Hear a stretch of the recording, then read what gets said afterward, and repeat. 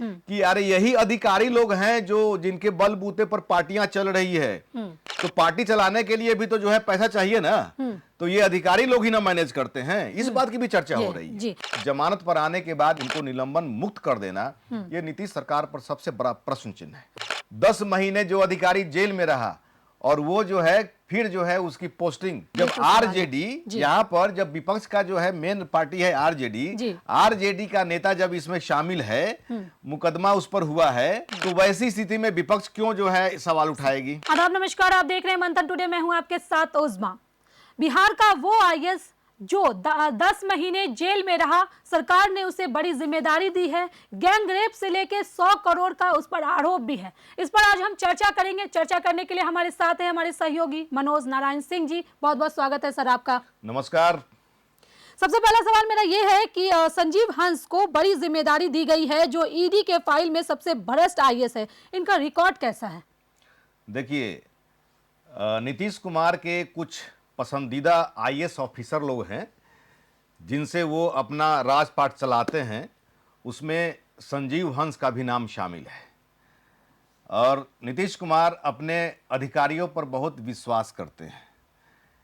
लालू राज में और नीतीश राज में यही अंतर है कि लालू राज में जहां पर कार्यकर्ताओं की चलती थी, अधिकारियों की नहीं चलती थी, नीतीश राज में कार्यकर्ताओं की नहीं चलती है, अधिकारियों की चलती है। बिल्कुल। अब उसी पसंदीदा नीतीश कुमार के आईएएस अफसर में संजीव हंस हैं। पहली बार सुर्खी में आया 2021 में। हालांकि ये 1997 बैच के आईएएस ऑफिसर हैं, जी। बहुत कर्मठ हैं, बहुत तेज तरार हैं, बहुत उनकी ऑनेस्टी की जो है गुणगान पहले हुआ करती थी। लेकिन 2021 में उस सुर्खी में तब आए जब एक महिला वकील ने उन पर सामूहिक दुष्कर्म का आरोप लगाया था। जी। और वो भी आरोप दिल्ली में एक होटल में का घटनास्थल दे करके उन्होंने आरोप लगाया। और उसके बाद में 2023 में रुपसपुर थाना में उस महिला वकील ने एफआईआर दर्ज भी कराया। 376 धारा उसमें क्या लगा, 376, 376 डी लगा, 420 धोखाधड़ी का लगा, 313 जबरन गर्भपात कराने का लगा। लेकिन हाई कोर्ट ने इसे रिजेक्ट कर दिया। फिर जो है मामला जो है, लेकिन मामला तो चर्चा का विषय बन गया था, तूल पकड़ लिया था। उसके बाद में अब ईडी का अटैक होता है। ईडी ने जो है रेड करना शुरू कर दिया और जिस तरह से संजीव हंस को बिहार सरकार में बड़ी बड़ी जिम्मेदारी मिली थी, मेडिकल हो, इंफ्रास्ट्रक्चर हो, कंस्ट्रक्शन का हो, ऊर्जा विभाग के तो प्रधान सचिव थे उस समय में, तो वैसी स्थिति में ईडी ने जो रेड किया और 7 जगहों पर जो है एक साथ ईडी का रेड हुआ और 7 घंटे तक मशीन से जो है उनका पैसा गिना रहा था जी। और उसके बाद में 90 करोड़ से ज्यादा, तकरीबन 100 करोड़ के आसपास ईडी ने जो है जो फाइल तैयार किया, 20,000 पाना का ईडी ने फाइल अपना तैयार किया जो कोर्ट में दिया। उसमें जो है कई जगहों पर एसेट्स का भी पर्दाफाश किया है ईडी ने।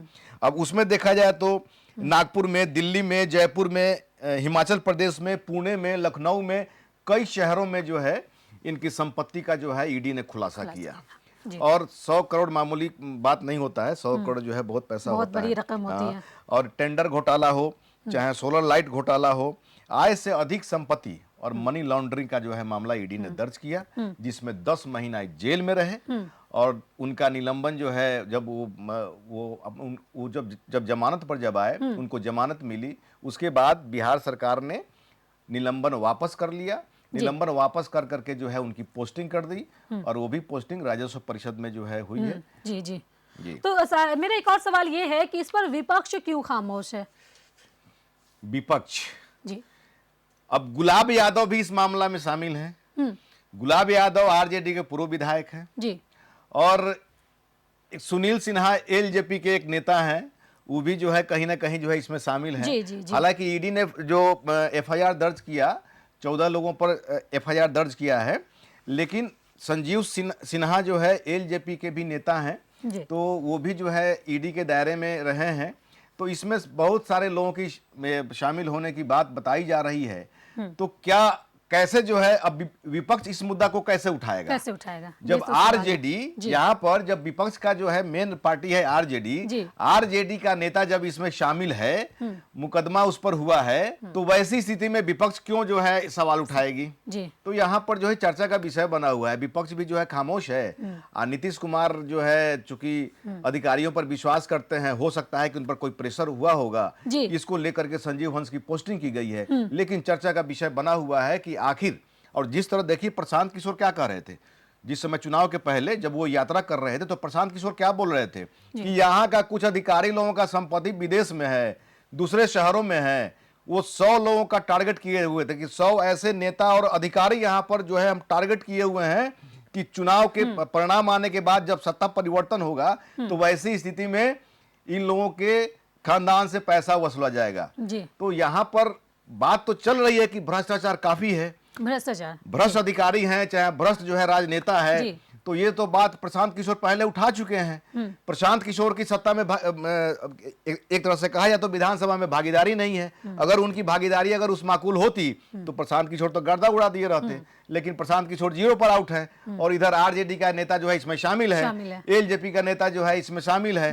तो वैसी स्थिति में जो है मुद्दा कौन उठाएगा? हो सकता है कि ऐसी नीतीश स्थिति कुमार में पर चारों प्रेशर तरफ पड़ा हो। खामोशी ही रहेगी इस मुद्दे पर। खामोशी है, जी। कोई बात नहीं है। और ये भी चर्चा जो है हो रही है सत्ता के गलियारे में कि अरे यही अधिकारी लोग हैं जो जिनके बलबूते पर पार्टियां चल रही है।